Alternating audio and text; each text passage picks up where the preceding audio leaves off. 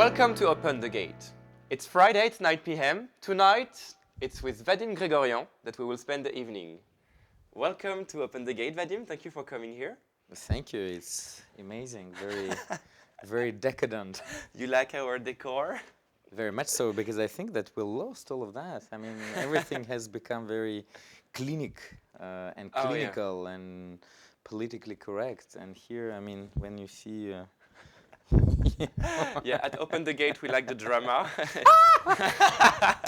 And I'm happy you feel very comfortable. Vadim, we mainly introduce you as the creative and artistic director of the Pernod Ricard luxury department. But I'm sure you have like many other masks and other direction and faces. I hope we will go through everything tonight.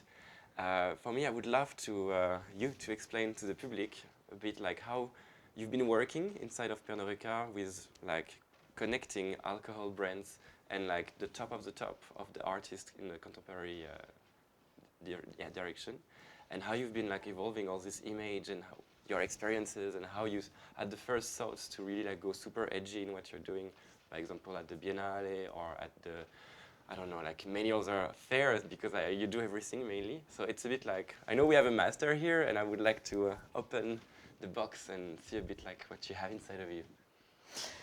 No, but fundamentally what is important is that to understand that what what we sell at Pernod Ricard, we don't sell alcohol brands. We sell the brands of lifestyle, and that's why almost all of them are linked with some very interesting cultural fields. So Jameson, for example, is in cinema. I don't know, Absolute is into contemporary art. Martel supports Versailles and Art de Vivre à la Française.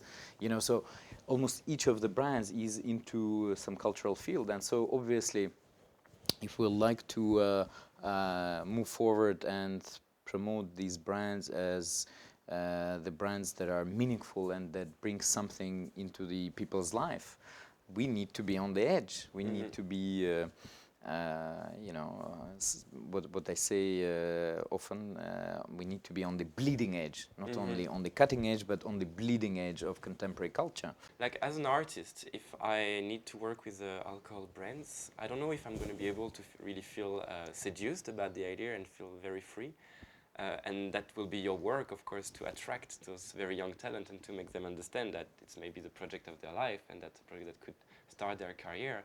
How do you find the words and the vibes to seduce those artists, knowing that a lot of them are rebels, they hate branding, and they don't want to see like big logo on their work, it's like an insult or whatever? I mean, we've been hearing a lot of artists in rebellion like this. How do you find a way to make it happen? Because you've been working with the best, so it's a bit like impressive. I think first, yes, many people reject the commercial brands and say this and that and they don't work, blah blah. But in the end, everything is linked with commerce. Everything is linked with the money. Yes. I mean, this is the fundamentals of our life. And if you look at the history of art, for example, I mean, until the 17th century, I'm sorry, but all artists until the 17th century, they have been working only on the commissions from the rich people and from the czars, from kings, from popes. That was the only way to do something really amazing. It was a commission. It's only from the 17th century, and namely, we talked about Antwerpen, from 17th century Holland, the Dutch Republic, which artists started to get some freedom of expression, and the market for art in this particular case happened. But before, it was all the time commission. So I think that it's a little bit even stupid to say, we don't care. That's not true, because everybody cares. There's no artist, no designer, no I don't know who in the world who would be very happy to put their fantastic painting into their toilet.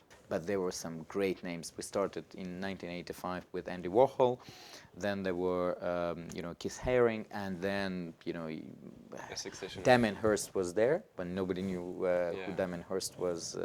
Maurizio Catalan, but nobody knew who Maurizio Catalan was. Namjoon Pak, Ed Ruscha, Louise Bourgeois, etc., etc. I can continue the list, and unfortunately 10 minutes of... You've been like offering me this very cute artist cocktail by Ryan Gander. Again, another project. Can you maybe talk about this little one? Yeah, so this is Artist Cocktails by Ryan Gander. It's the project that that was started, if you wish, at Documenta, which was supported by Absolute, and whereby we asked Ryan Gander and Mario Garcia Torres, two amazing artists, one from London, Ryan Gander, and Mario Garcia Torres from Mexico, to conceive a cocktail program. And both of them, they like cocktails, not just as drinks, obviously they like drinking, but cocktail as a medium, cocktail as as a very deep and interesting artistic medium. And they did like 10 cocktails, etc.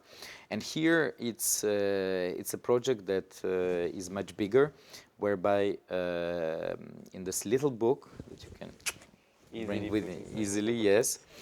So it's the cocktails of different artists. So obviously by Ryan Gander. It's all very beautiful. But also by other 100 best artists that exist, like Alora Calzadilla or Pierre Huyghe or Jeremy Deller. I don't know. I mean, there are many. Rick Teravagna, Lawrence Weiner, etc., etc. So, and each cocktail there is a recipe, and there is. By the way, the recipe was checked by the brilliant bartender that works for us from Sweden,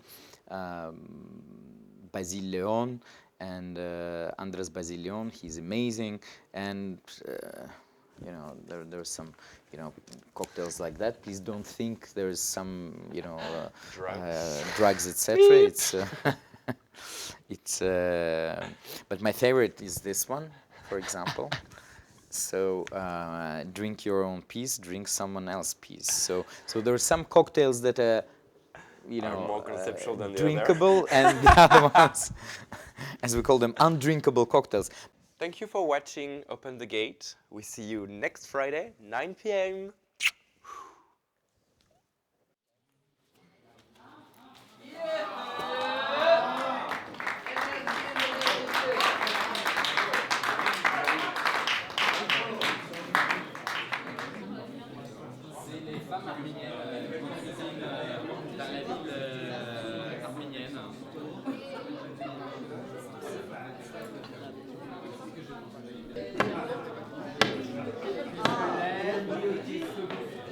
À toi, Romain.